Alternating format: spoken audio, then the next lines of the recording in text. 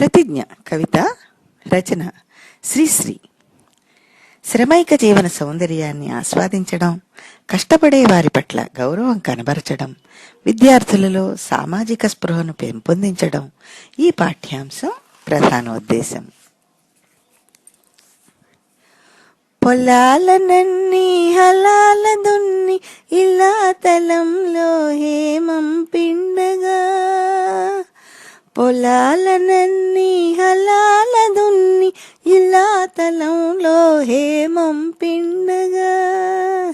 జగానికంతా సౌఖ్యం నిండగా విరామ మెరుగక పరిశ్రమించే, బలం ధరిత్రికి బలి కావించే కర్షక వీరుల కాయం నిండా, కాలువ కట్టే ఘర్మజలానికి ఘర్మజలానికి ధర్మజలానికి ఘర్మజలానికి ఖరీదు లేదో, నరాల బిగువు కరాల సత్తువ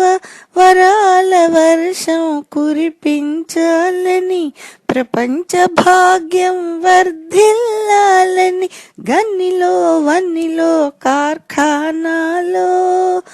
పరిక్రమిస్తూ పరిప్లవిస్తూ ధనిక స్వామికి దాస్యం చేసే,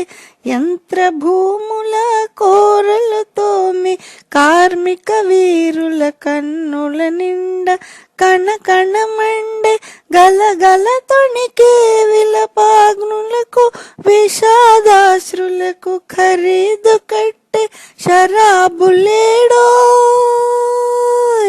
ఖరీదు కట్టే శరాబులేడో.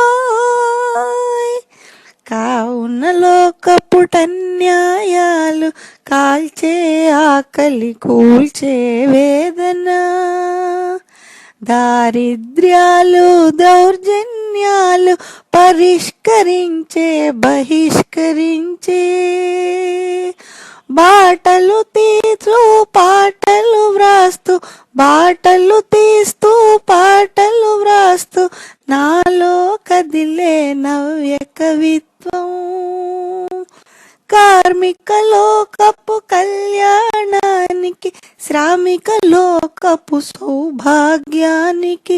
సమర్పణంగా సమర్చనంగా త్రిలోకాలలో త్రికాలాలలో శ్రమైక జీవన సౌందర్యానికి సమానమైనది లేనే లేదని,